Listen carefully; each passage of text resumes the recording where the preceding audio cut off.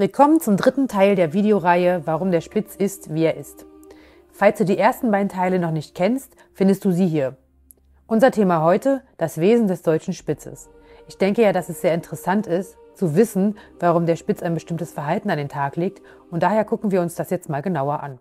Wie wir ja bereits gesehen haben, wurde der Spitz als nicht jagender Hofhund gezüchtet, um dem Wildern der Bauernhunde in den hochherrschaftlichen Wäldern entgegenzuwirken. Denn Konkurrenz beim Halali sah der Adel eher ungern. Der Bauernhund Spitz hatte neben seinem Wächterdienst noch Jobs als Schutzhund, Vernichter von Ungeziefer wie Ratten, Mäusen und so weiter, als Hütehund, Kindertante und natürlich als Freund, Begleiter und Familienhund. Die Fähigkeiten, die er zur Bewältigung all dieser Aufgaben braucht, werden dem Spitz in die Wiege bzw. in die Wurfkiste gelegt. Das heißt, sie sind ihm angeboren. In erster Linie ist der deutsche Spitz jedoch ein Wachhund. Da nun ein abwesender Wachhund überhaupt keinen Sinn macht, bringt der Spitz die Eigenschaften Hoftreue sowie den berühmten fehlenden Jagdtrieb mit. Das heißt, er verlässt sein Revier nicht. Weder um im Wald auf einem Reh rumzukauen, noch um mit Nachbars Lumpi einen Napf Kaffee zu trinken. Durch den fehlenden Jagdtrieb vergreift er sich zudem auch nicht an den Hühnern, Enten und anderen Haustieren seiner Familie. Jagen soll der Spitz also nicht. Was wir aber unbedingt bei ihm sehen wollen, ist ordentlich Territorialverhalten. Warum? Nun, weil ein Wachhund ohne Territorialverhalten ein ziemlicher Witz wäre. Der soll sein Revier ja schließlich nicht nur nicht verlassen, sondern auch bereit sein, es mit allem, was er hat, gegen Fremde jedweder Spezies zu verteidigen. Dazu gehört natürlich auch, dass ins Spitzens Revier niemand etwas klaut, weder den Schmuck vom Frauchen noch irgendwelche Feldfrüchte des Bauern. Vertrieben werden also nicht nur zweibeinige Diebe, sondern auch sogenanntes Raubzeug, wie Füchse, Marder oder beispielsweise auch Krähen und Greifvögel. Auch fremde Hunde und Katzen werden mit Schmackes vom Hof gejagt, während der Spitz Ratten und Mäuse noch vor Ort eliminiert. Das Verscheuchen von Mardern, Füchsen und Vögeln und das Vernichten von Mäusen und Ratten ist übrigens kein Jagen, sondern wirklich nur ein Verjagen.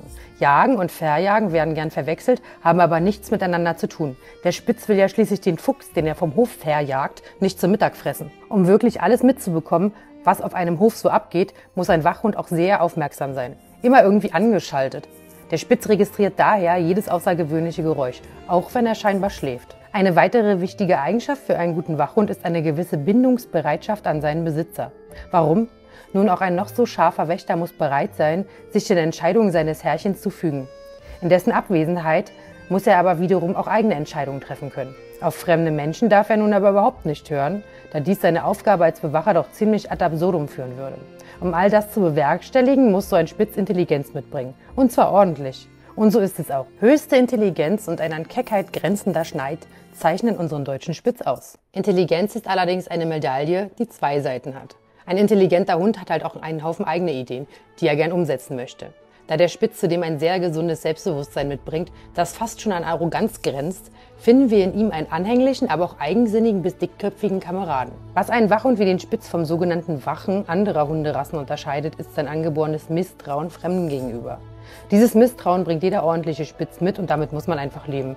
Selbst Freunde der Familie werden in Abwesenheit selbiger wie Fremde behandelt. Dieses Verhalten hat ihm den Ruf der Falschheit eingebracht. Es entspringt allerdings seiner großen Treue zu seiner Familie. Spitzens Menschenkenntnis ist phänomenal und das muss sie auch sein, denn immerhin vertraut ihm seine Familie ihren gesamten Besitz an. Aus demselben Grund muss der deutsche Spitz auch unbedingt unbestechlich sein. Schließlich soll er sich weder mit einem Ball noch mit einem Wiener Würstchen von seiner eigentlichen Aufgabe, dem Schutz seines Reviers, ablenken lassen. Eine der wichtigsten Eigenschaften für einen guten Wächter ist das Bellen. Und ja, der Spitz bellt. Definitiv. Aber zwischen Bellen und Kläffen liegen doch nochmal Welten. Wir wohnen beispielsweise im Erdgeschoss in einem Mehrfamilienhaus in Berlin und ich habe beobachtet, dass das Anschlagen meiner Hunde wirklich absolut zielgerichtet ist. Betritt ein Fremder die Hauseingangstür, wird gebellt. Dann ist Ruhe, bis derjenige vor unserer Haustür steht. Da wird dann nochmal gewarnt. Geht derjenige harmlos weiter, hören sie sofort auf zu bellen. Da jedoch auch der Spitz kein magisches Fabelwesen ist, muss man ihn schon erziehen, muss seine Fähigkeiten in Bahnen lenken. Eben auch das Bellen. Der bellende Hund hat jedenfalls laut BKA-Statistik tatsächlich eine abschreckende Wirkung Einbrechern gegenüber. Die machen in der Regel einen großen Bogen um Häuser, in denen ein Spitz wacht, egal wie klein der ist. Wobei selbst die kleinen Spitze wie alle Spitze durchaus kräftige Stimmchen aufweisen, mit denen sie viel eher brüllen denn bellen. Ich finde ja, die Bezeichnung Mistbrüller passt so viel besser als Mistbeller. Man sieht also, Experte im Bereich Security zu sein, bedeutet wesentlich mehr als ein bisschen Wow-Wow, wenn einer kommt. So ein unbestechlicher, misstrauischer, treuer und nicht jagender Wachhund kann jedoch nur dann zuverlässig funktionieren, wenn all seine Wesensbausteine wie ein Uhrwerk ineinandergreifen. Wird auch nur ein einziger Baustein verändert, funktioniert der Wachhund Deutscher Spitz nicht mehr. Das heißt, dass ängstliche, freundliche oder gar jagende Spitze definitiv keine zuverlässigen Wächter sind. Da gibt es wirklich null Interpretationsspielraum. Da die Bauern früher kaum Knete hatten, konnten sie sich nicht mehr als einen einzigen Hund leisten. Aus diesem Grund hat der Spitz so viele Talente, denn er musste den Bauern eben an allen Ecken und Enden unterstützen.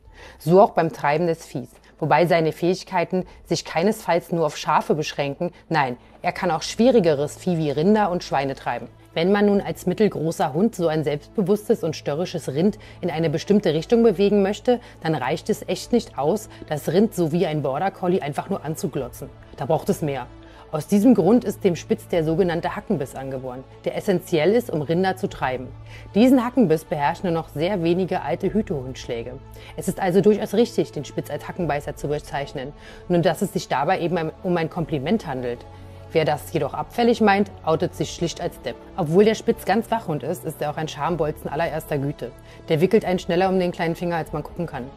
Manchmal geht mit ihm auch das Temperament durch und er knutscht einen mit stürmischsten Liebkosungen zu Boden. Der Spitz ist sehr anhänglich, ohne dabei aufdringlich zu sein. Er möchte einfach möglichst viel Zeit mit seinen Menschen verbringen. Dabei sein ist für ihn alles. Auch als Begleithund macht der Spitz erwartungsgemäß eine gute Figur. Er ist ein wirklich lustiger Kerl, der alles und jeden Quatsch mitmacht und super schnell lernt. Selbst als Kindertante eignet er sich, wobei er dafür nette Erfahrungen mit netten Kindern gemacht haben sollte. Ist das so, dann wird er Kindern gegenüber zeitlebens seine unbedingte Harmlosigkeit behalten. Und noch ein Vorteil hat der Deutsche Spitz in Bezug auf Kinder.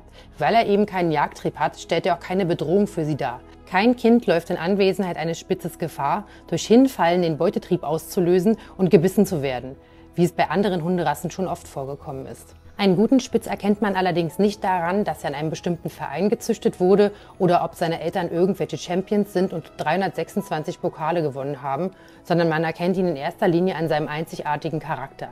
Leider kann ich für diejenigen, die noch keinen eigenen Spitz besitzen, hier nicht vollumfänglich darstellen, wie toll er in Natur ist. Seine Ursprünglichkeit und die absolut instinktsichere und klare Art dieser Rasse faszinieren mich jedoch immer wieder. Der Deutsche Spitz wird derzeit gerne als reiner Familienhund beworben, aber das ist Blödsinn. Der Spitz war und ist in erster Linie Wachhund, der natürlich auch ein hervorragender Familienhund ist. Das schließt sich nicht aus, im Gegenteil. Das reine Dasein als weichgezüchteter Familienhund, der sich von jedem befingern lässt, macht den Deutschen Spitz langfristig obsolet, weil austauschbar. Jeder Hund kann ein Familienhund sein. Aber keine andere Hunderasse in Europa kann ein derart guter Wachhund sein wie der Deutsche Spitz. So, das war's für heute. Wir sehen uns hier wieder zum vierten und letzten Teil, in welchem wir uns anschauen, wie ein richtiger Spitz eigentlich aussieht. Herzlichen Dank fürs Zuschauen.